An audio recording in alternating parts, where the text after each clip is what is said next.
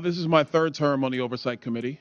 We've been talking about illegal immigration and oversight the entire time.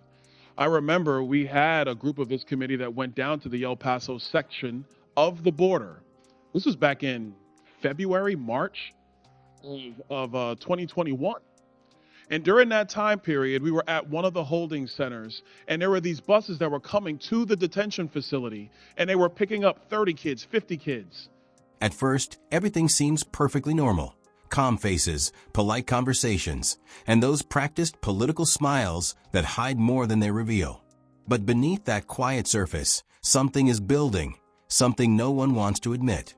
And when the truth finally hits, it comes crashing down like a storm, shaking every word and every promise that came before it. What's about to unfold, no one could have prepared you for.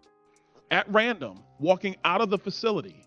And when I went over to question the bus driver that was transporting these kids, border agents told me, as a member of Congress, that you're not allowed to question the bus driver. And of course, people knowing me, I didn't take no for an answer, and I repeated the question. And I was told that this bus of children was leaving El Paso and going to San Diego. If you like this video, make sure to hit that like button, subscribe, and turn on the bell icon, because more real stories are coming your way soon. And so what was occurring under the Biden administration is that they were busing unaccompanied minors all across the United States for one reason and one reason only. And that was because they did not want the press to see the pictures of kids in cages. They did not want to see our borders being overrun. They wanted to disperse that problem all through the United States. That is the reckless history of illegal immigration under Joe Biden and the Democrat Party. Mayor Johnston of Denver, you lamented earlier that there were 10 to 11 buses coming per day to your city. Did you ever talk to Joe Biden about why this was happening to your community? Thank you, Congressman. I both reached out to Governor Abbott from Texas. He didn't respond, and I did. Why would you reach out to Governor Abbott of Texas when it is Joe Biden, the former commander-in-chief, that opened up our borders? Why didn't you talk to him? Well, our buses directly were being sent from Governor Abbott in Texas, so that was why we reached out to say we're happy to collaborate on a coordinated entry system. We understand no one state or no one city should bear the entire brunt of this, but let's collaborate. But I did. So I'm glad you said that, because that brings me to my next point.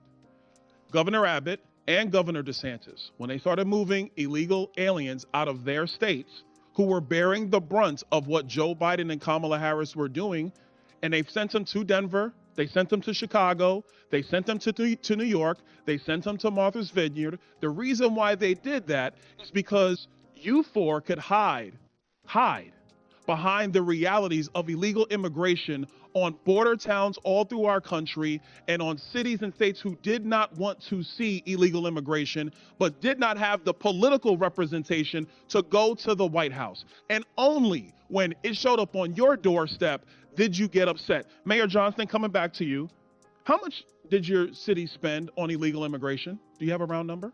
Over the last couple of years on all newcomers, whatever their status was, it's around $79 million since 2022. $79 million. Mayor Johnson, Chicago. How much has the city of Chicago spent on illegal immigration? If you're referring to the 2022 up until 2024 of the buses coming from Texas, roughly the same percentage of the state of Texas, about 1% of our overall budget. What is that?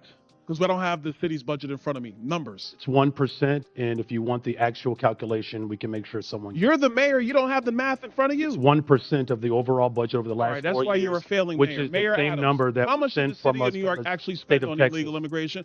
Mayor Johnson, I already asked you. You don't have a hard number. And if you don't have a hard number, you're not running your city well. Mayor Adams, how much did the city of New York actually spend on illegal immigration? $6.9 billion of taxpayers. $6.9 billion of taxpayer money on a problem that was fostered on the American people. Mayor Wu, in the city of Boston, how much did you spend?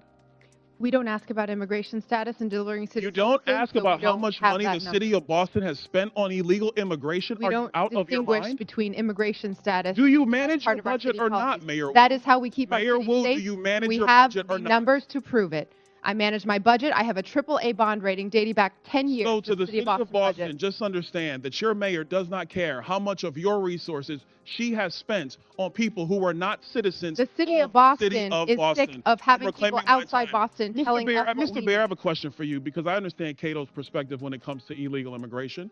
I understand that the Cato Institute for a long time has had a standard of actually having open immigration into the United States.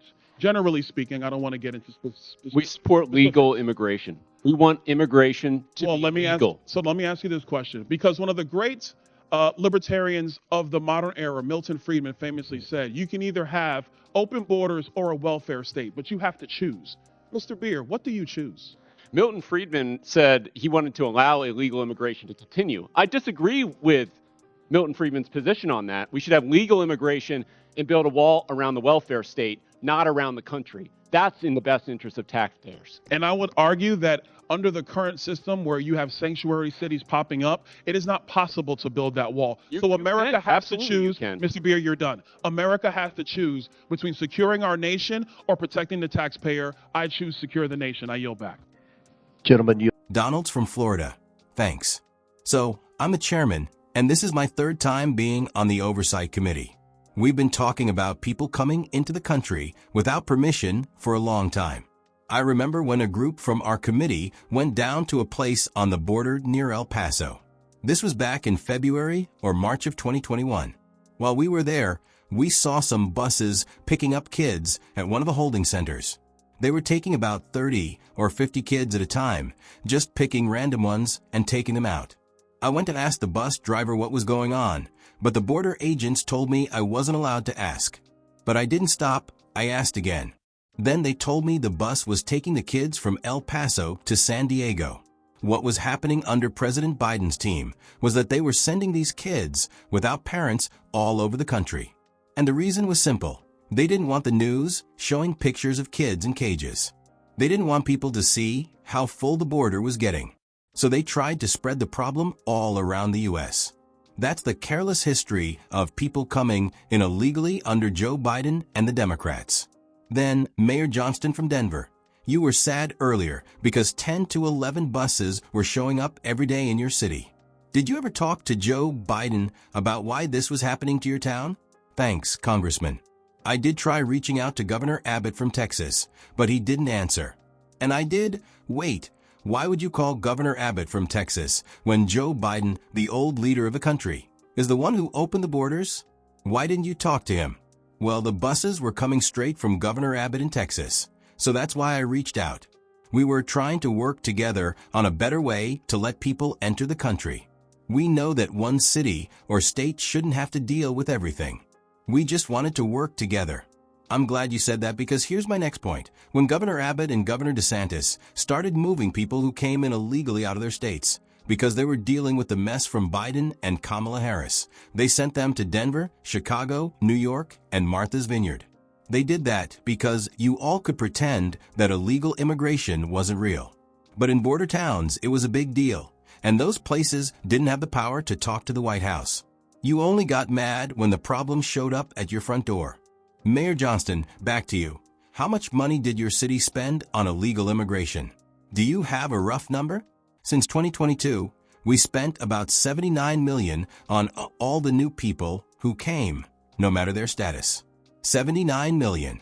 Mayor Johnson from Chicago, how much money did your city spend on illegal immigration? If you're talking about from 2022 to 2024 with the buses from Texas, it's about 1% of our whole budget. What's that in dollars? I don't have the budget numbers with me. It's 1%. And if you want the exact number, I can have someone give it to you. You're the mayor and don't know the numbers? It's 1% of the total budget from the last 4 years. That's a failure. How much did New York City spend? Mayor Adams. I already asked you, Mayor Johnson, and you didn't have a clear number. If you don't have a number, you're not managing your city well. Mayor Adams. How much did New York spend on illegal immigration? $6.9 billion from taxpayers. $6.9 billion from regular people spent on a problem that was pushed on America. Mayor Wu, how much did Boston spend? We don't ask about immigration status when it comes to services. You don't ask how much of the city's money was spent on people who aren't citizens? That's crazy. There's a difference between asking about status and managing money. Don't you manage your city's budget? That's how we keep things going. Do you manage it or not? Can you give numbers? I manage the budget, and we've had a AAA rating for 10 years in Boston. But just so everyone knows, your mayor doesn't seem to care how much money she spends on people who aren't from Boston. Mr. B, I have a question for you. I get that you support immigration and want people to come here legally.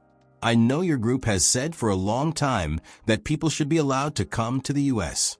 So let me ask this. One of the big thinkers in politics, Milton Friedman, once said that you can't have open borders and give out government help to everyone. You have to choose. Mr. Beer, what would you choose? Milton Friedman said he was okay with illegal immigration. I don't agree with that. We should let people come legally and protect the government help system, not the country's borders. That's better for the people paying taxes. But I'd say that right now, with cities saying they'll protect illegal immigrants, it's not possible to protect the system. So, America has to pick. Mr. Beer, your time is up. America has to choose between keeping the country safe or saving taxpayers' money. I choose to keep the country safe. I'm done now.